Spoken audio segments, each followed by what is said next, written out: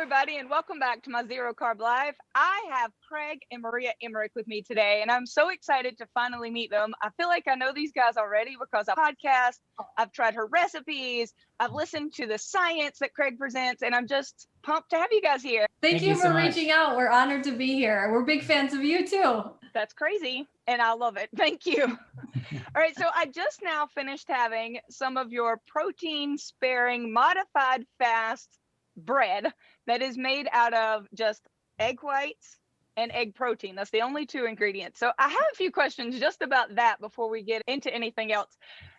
Why is it called protein sparing? The first many times I heard protein sparing, I thought y'all were anti-protein. I mean, obviously I wasn't doing any listening. Yeah. I just had heard the term, and to me it meant you're sparing the protein. We didn't come up with this term. Yeah, this is a term that's been out there for a long time. The reason it originated was this is developed as a method to kind of an alternative to long water fasting, like, 2-day, 3-day water fast.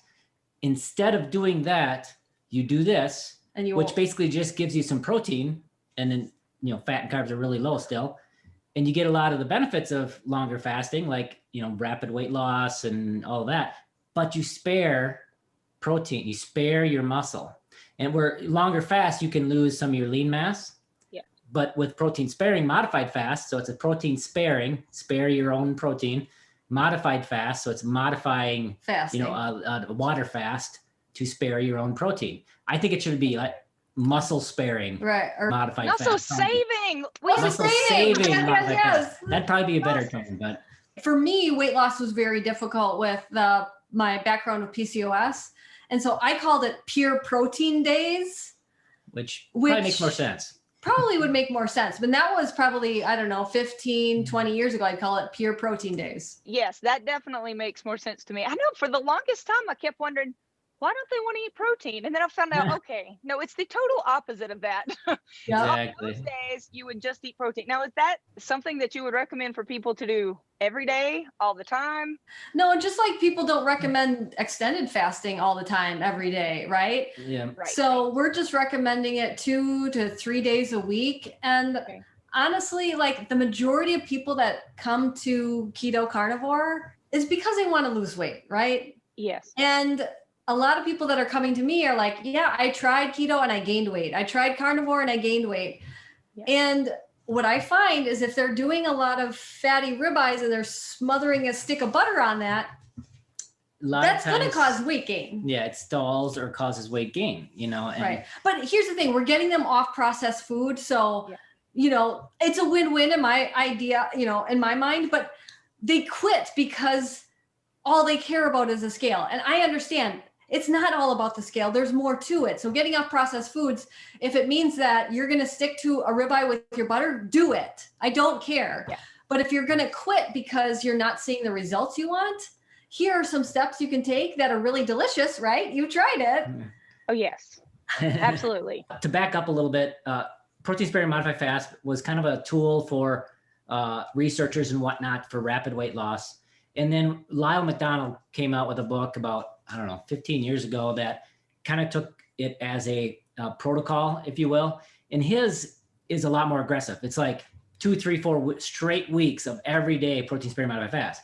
And then you do some things to refeed and whatever afterwards. But his protocol, for us, that was, we said, why don't we make this something as a tool that is much more sustainable and not such a, extreme calorie deficit for extended days. So we say add, if you want to speed up your results, add 1 to 3 days in a week of protein sparing modified fast.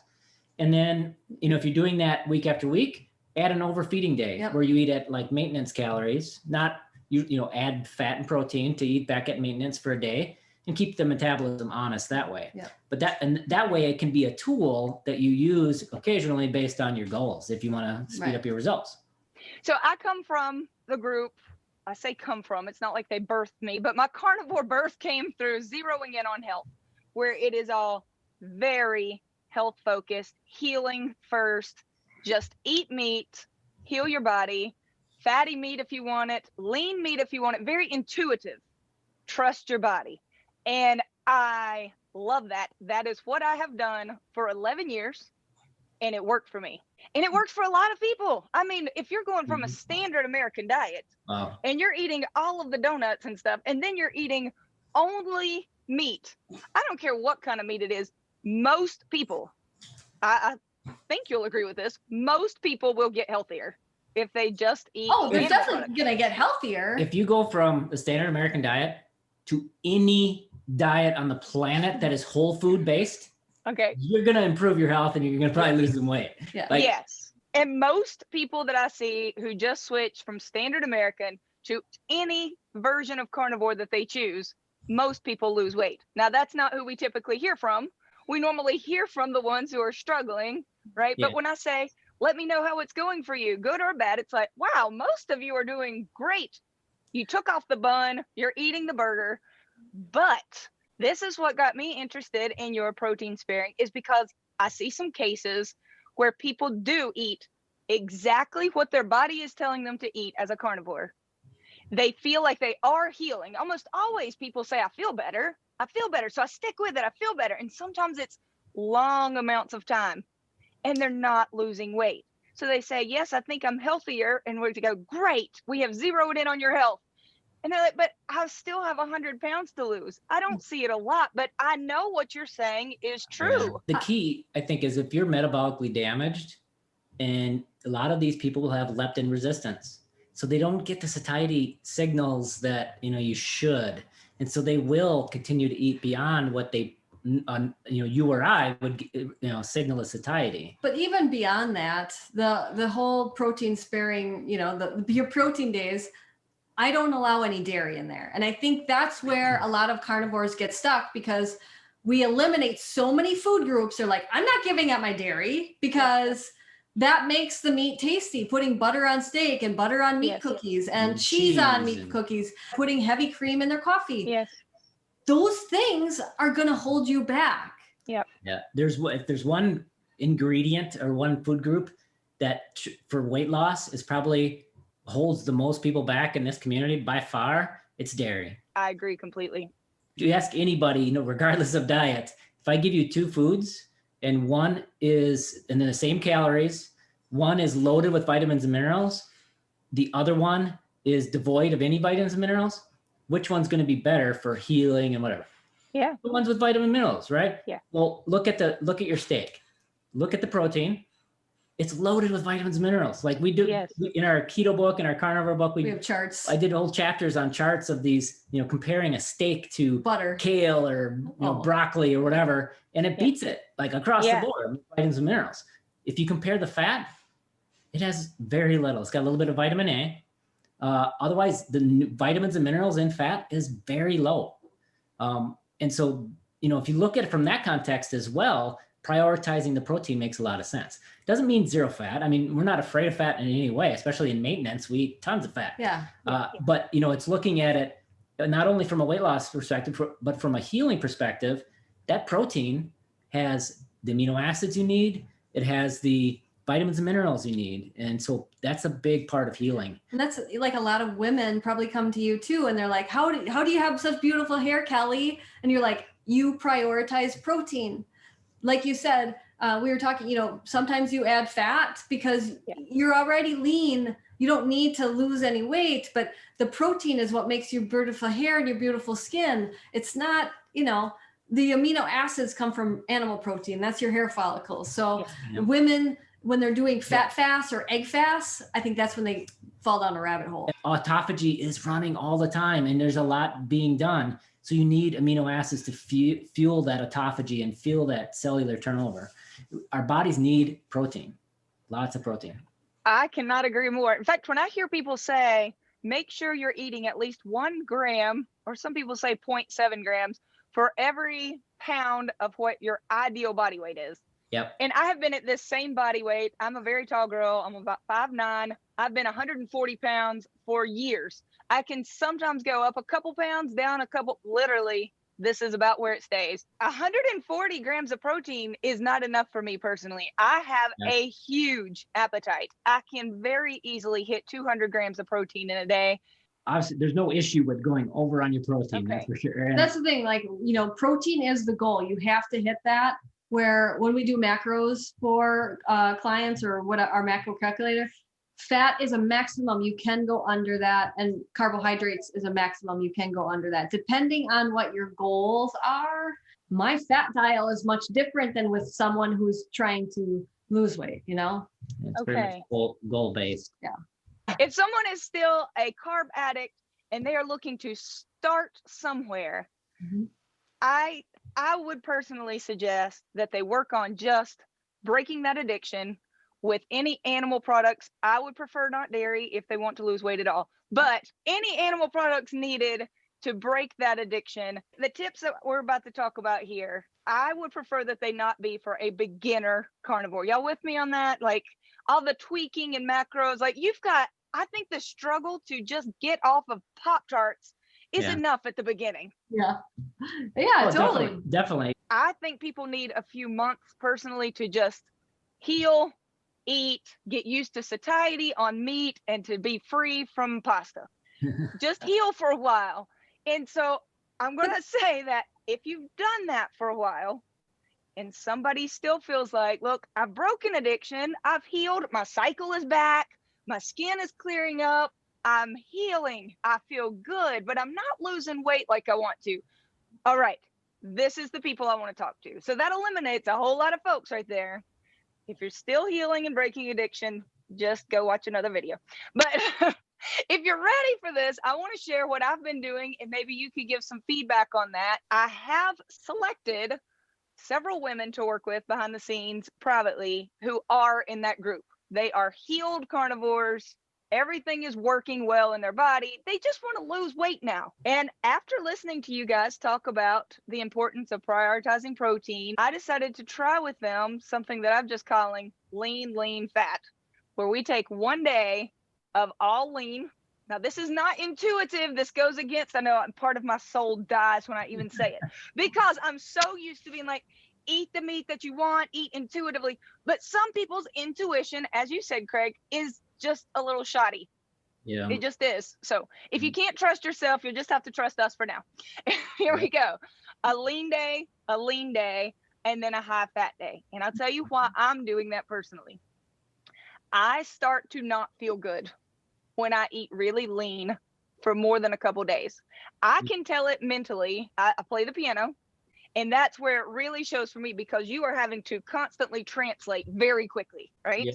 Here's the thing. You're so lean, you don't have a lot of body fat to use for that. Yeah. So that's that's the difference. Point. If you think about fat flux within the body, the more fat cells you have, the more fat you have stored, you can generate more flux of fat as you don't have a lot of into flux into the bloodstream. And so when you have a lot of extra body fat, you can make up for a deficit in the diet by releasing more fat into the blood to be used as fuel, right? When you don't have a lot of fat on your body, like you don't have as much available. So you can't generate when the body says, okay, turn up the body fat. When you're overweight, you can turn it all the way up and supply whatever the body needs. When you're lean, the body's struggling to mobilize enough fat from your own stores to fuel your body. Because we're finding so many people doing the protein sparing. They're like, please, can we keep doing it every single day? Because I feel so much better doing it. They have energy go up. Yes. It's like the body, but because they're it's also so primed 100 pounds overweight. Yes. The body's trying to release this fat and let it be their own fat and let it be used as fuel. Me too. I am very low in energy if I do not get enough fat, but I can't get it from my body stores anymore. And I don't sit still. This is the longest I sit still, Yes. So I have actually found that to be true. So in these ladies that I'm working with, one of them especially, she has over 100 pounds that she would like to lose. She lost the first 100 pretty easily doing keto and carnivore, just like sloppy keto, sloppy carnivore, whatever. And then it stopped for over a year. The weight loss stopped. So she does still have a lot of body fat. And she told me she was trying this lean fat. And I'll explain what I mean by lean, because that's going to be different for everybody. But she was doing it and she said, I actually feel like I need more than 2 lean days. And I said, really? Because at the end of my 2 lean days, I am dying for some fat. But that absolutely makes sense. I'm with you, Maria, 100%. So if somebody does have a lot of body fat, it is possible that they should do more lean days and that they can feel good. Now, some people with mental health at stake, That's different. they may really need that fat for the ketone factor. Agreed? Exactly. That's why, in our carnivore book, we talk about what's your why. Okay. But things like bipolar disease and these conditions where you got to go by your body and what's your goal, right? But, more fat in the diet might be the beneficial situation like there. MS. And Caesars in general. But like you said, going back to the healing, the American diet's eating so many vegetable oils that our cellular walls aren't talking correctly. So if we need to add a bunch of fat or add enough fat in to get those cellular walls healed so they can communicate better, like you said, that's your priority first. Yes. Like focusing on getting rid of the vegetable oils, getting in good, healthy, animal proteins. Most animal proteins have fat in them. So you don't need to add butter to it. No. Yeah. And those, if you're obese and and the priority is losing weight, then let's just, if you don't mind, let's just talk about the science of fat, right? Okay. Where does fat go? Like this, fundamental question, right? And we're all, if your goal is weight loss, is important to understand. So if you eat fat, it's got really two places it can go, right? It can go right through you. Yeah. Or it can be digested, right? That's it. There's been studies that have shown if you vary dietary fat from like 60 grams a day to 160 grams a day, I think it was, or 158 grams a day, that's how much they varied the dietary fat. And they studied the stool to see how much fat ended up in the stool. And it was always less than 10 grams. It was always like 5 to 8 grams of fat in the stool. Think about Olestra. Remember Olestra, the chips, the Wow chips? Yes. Right? That was an undigestible fat. So you ended up with an extra 5 or 10 grams of fat in the stool. And guess what? You couldn't control your stool. They had to put a warning saying, uncontrolled bowel movements, right? So you actually don't want a lot of fat going out your stool because you'll never get off the toilet all day, right? Right. So where does it go? It goes into digestion, right? So now it's into digestion and where's it go? It goes into the bloodstream, and that's the process of digestion. It goes into the bloodstream. You now have fat in the blood. So where does it go from there? You don't want it to stay in the blood. That's really high. You're gonna have high triglycerides, and that's we all know that's a problem. So it can be used as fuel. If at that moment, if you're running or very active, it could be used as fuel. But most of it goes into your fat stores. That's where fat goes, right? Great. And so most of the dietary fat you eat will go into fat stores and then later come back out to be used as fuel. It's called fat flux, where there's fat constantly going in and out of your fat cells based on how much energy you need at the time, right? Okay. So if you look at it in that context, the fat I'm eating goes into the fat cells, right? Yeah. And if my goal is losing body fat, if I eat less in the diet, my body's going to burn more off of itself, right? It's going to burn more of its own fat for fuel.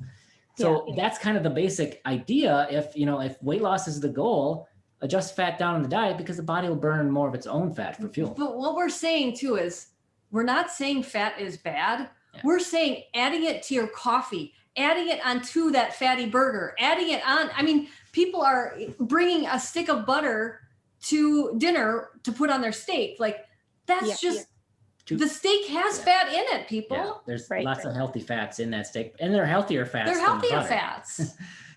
The science behind what you said, it makes perfect sense to me, and it sounds really, really right. But I have personal experience where back in November, December, I decided to try eating sticks of butter. I had never done that. This is not part of zeroing in on health. My carnivore people do not add butter typically. That's just not part of what we ever did. It was always just the animal fat. Don't be afraid of a fatty steak, but we also don't add fat to it. Yep. And so for 11 years, I didn't add it. And then back in the fall, I started seeing some influencers eating sticks of butter. I was like, well, I mean, I could try butter. I almost immediately went to 135 pounds, which I do not do. I do not weigh 135 pounds. I'm a 140 kind of girl. I dropped that 5 pounds very quickly with butter. And I was like, well, dang, what is this? weird. I was eating it at the beginning of a meal, which meant that I was eating more fat percentage and I could not hold as much meat. So if normally I would eat 2 pounds of meat in a day, I was eating butter and probably eating closer to 1.25 pounds of meat. And some people would say, well, of course you lost weight because it was less calories. I have no idea. I was not counting the calories. I just know I was eating more butter and I lost 5 pounds. But, so if I'd stopped right there, I would have said, well, butter makes you lose weight. And I have legit seen people through the years say they added more fat and they did lose weight. But I'm going to confess to you right now, that 5 pounds came back. Yeah. It was short-lived. I kept eating the butter because it's good. It's butter. What's not to love? It didn't bring more weight with it. I just went right back to 140. My guess is it triggers satiety sooner. And because the fat makes them feel full, they end up just eating less in general.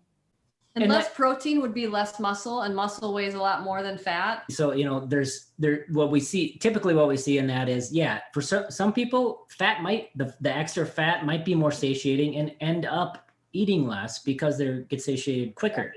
Also, adding lots of fat, they might end up under eating protein, right? Because they're full. Yeah. And so they don't get enough protein. And so maybe they'll lose a little bit of lean mass and that'll make the scale move, but not really what you want, right? Okay. And on top of that, I would add, water weight can really change things. Like you can lose 2, 3, 4 pounds of water weight, and depending on how big you are. If you're really big, you can lose 20 pounds. 20 pounds in a day, pitting edema, 20 pounds in a day, whether she was on the diet or not. But protein versus fat can do that too. So I would argue that it wasn't that your body composition changed that 5 pounds a lot, but your water retention, how much salt you were intaking might have changed quite a bit. Yeah. So those kind of things. And what I would also offer, and I can give you the link, there's a great article that shows women at the same body weight looking so much different because they've improved their body composition, right? And that's the thing about scale too, is especially somebody at your size, you don't need to lose 5 pounds. And so the scale is maybe not the best, determinant of your improving your body composition, right? Because as you gain muscle and lose fat, the scale might not move, right? Yeah. Okay. Well, I know there are people who have probably experienced that like I have. And so I think it's important for them to hear why that may have happened. It was not a long sustainable drop for me. I'm not saying that no one has ever had a long sustainable drop, but I can only really share what's happened to me. All right. So because of all of this, including the butter experiment for me, and I thought, well, maybe that's the ticket, adding butter. And I know a lot of other people who are doing it. There was a huge flux of people adding the MCT powder for a while. And we heard about that like wildfire for a while. And then we stopped hearing about it, which makes you think if they're still all dropping weight, where are they right now? You stopped hearing about it because they were messaging both us saying, I tried it and it was disaster and it was harmful and I got sick off of it. One guy, their triglycerides went through the roof. There's some bad effects that ended up happening there. And again, back to the principles of healing, right? Yeah. Eating nutrient-dense foods. MCT oil is a refined oil. Yep. And it has 0 nutrients. Less than sugar. I actually did a chart of tables of cane sugar and MCT oil. Cane sugar has more vitamins and minerals than MCT oil. So, I mean, not that they're equal, and I'm not saying that, but what I'm saying is from a healing standpoint, from a vitamins and minerals standpoint, that MCT oil is not helping you heal. And I do want to talk about, the scale too a little bit. You were talking about, the scale went down when you were adding butter and stuff. Well, I'll say that I got kind of caught up with this OMAD thing, you know, 1 meal a day and all this. I was like, oh, that's so healthy for you. And I'm always trying to improve my health and do better things. Well, I got caught up into the OMAD thing and I did lose weight. I didn't need to lose weight. I lost a lot of muscle. And I think that's where we focus on the scale too much rather than our body composition. And now people pick on me because of my size. And so I'm trying to build that back. I'm trying to build up the muscle and it's hard to build. I agree. So, all right. So let's go back to this lean fat thing that I actually feel amazing and I'm enjoying my food even more. And that's why I thought I would talk to you. I thought, well, I've just added in a lot of lean days. Okay. So here's what I'm calling a lean day. Every food that I eat on lean day has to have twice as many grams of protein as it does fat. That's good. And if it has twice as many protein grams as fat grams, I consider it lean and I just eat it. So for anybody who hasn't looked at a lot of nutritional facts lately, that would be ground beef that's 90% or higher. So 93, 96, any of those ground beefs are fine. Ground chicken, ground turkey, not my favorites, but it'll do. Fish, people say, but fish is fatty. Most fish is definitely, even salmon is lean. Yeah. Yes. Shrimp is almost straight up protein. That's what I've been focusing on lean days. And I do that for 2 days in a row. And I have not been limiting my amount of protein. Again, scale is a bad gauge. I feel like when I look in the mirror, body composition though, I've seen a sign of an ab here and there. Awesome. And I feel like my body, I'm just a little more pleased with it. But the women who are really trying to lose weight say that their weight drops on those 2 days of lean. Now, some of the women I'm working with don't have a lot of weight to lose. They just really wanted to drop the last 10 pounds or so. And they say that they are dying for a high fat day after that. And so what I have called a high fat day is a little different. I cannot do double the fat to protein. I mean, that would be like eating straight suet all day. So in my book, as long as it has more grams of fat than it does protein, I consider that a fatty food. So I've been eating a lot of beef ribs, like short ribs, pork belly, really like 80-20 ground beef, but with the beef drippings. And I find that I cannot eat nearly as much meat on that high fat day. It feels like a refeed. I got this tip from Amber O'Hearn and Siobhan Huggins, who said, start with the fat. If you start on the high fat day by eating the fat, then it tends to trigger some satiety. When you get sick of the fat, move to the protein. But by the end of that fat day, I am done with fat. I don't even want to think about it. Don't want to look at it. I am so excited again for lean day, and I never thought I would be. I have just done like 1-to-1 for so long, that protein, that now mixing it up, it's kind of fresh and new, and I think that I think it's working for me. What are your thoughts on that? I honestly, if you 1-to-1 of fat grams to protein grams, like you said you normally do, that's a great place to be in maintenance. I mean, or even a little, a few grams more of fat than protein is great for maintenance for a lot of people. And again, in your context, in maintenance, but what you described sounds a lot like what our calculator would put out. Okay, awesome. Well, I knew enough of what you guys did to think, I bet they're going to be totally okay with me trying this. That is awesome.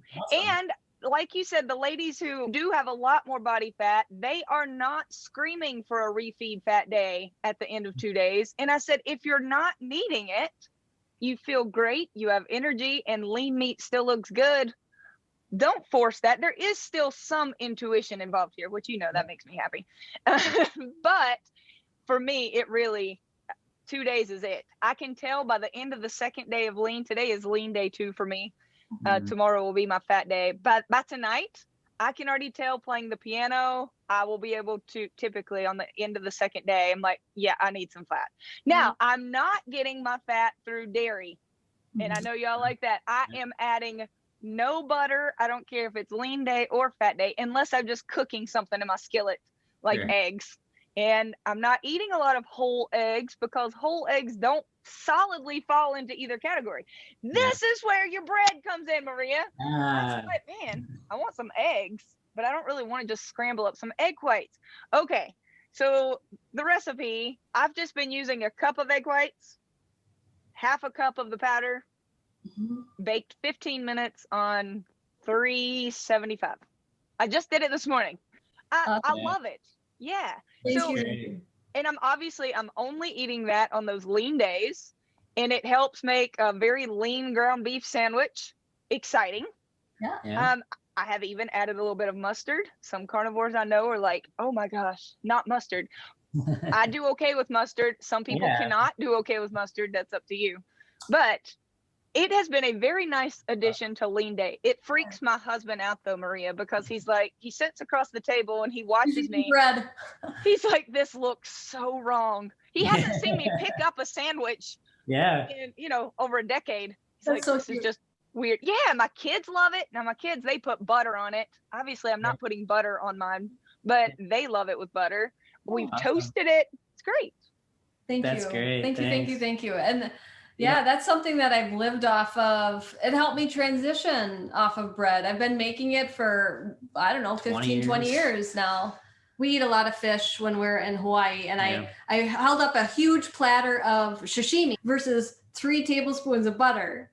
And it was like, which one do you want? And some people still want the butter. And that, but you know, calorie for calorie, what's going to fill you up more? What has more nutrients is more important. I agree with that completely. Okay, so to sum this up, if you're a brand new carnivore trying to break addiction, I still say trust your body to eat whatever meats keep you away from a donut. If you are healing your body and you have mental problems or any type of issue where you actually feel better adding fat, and you feel like you need that fat, and your goal is not to lose body weight, but you just need the fat to feel better. Do what works for you, because we are all different. But if you have done those things, you feel pretty healed, you just want to drop some body fat, the 3 of us are here to say, maybe try some lean days, right? Try cutting back on especially dairy fats. See how you feel. Maybe keep a journal.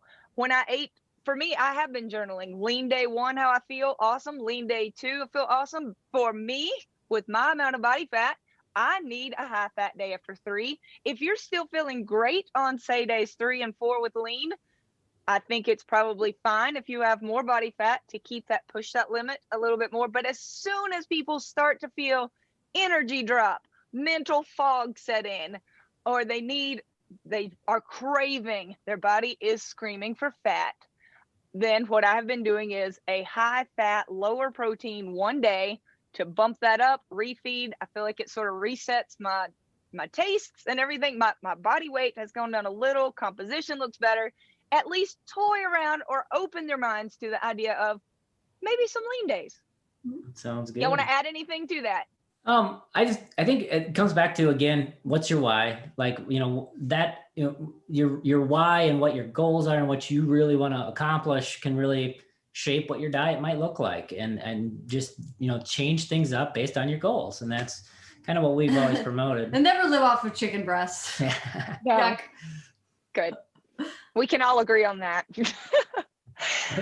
All right, we are Team Meat, and I love you guys. I just love that you support human health, and I always see on Instagram y'all sharing success stories. You encourage people. You are happy when people thrive, and that to me is absolute number one. We're Team Human, first of all, then Team Meat, and the fact that we're both, it means a lot to me. I respect y'all so much, and thank you for coming on to talk to me. Oh, we adore you, Kelly. Thank you, and keep fighting the good fight. Thank you. Thanks. You guys too. Bye.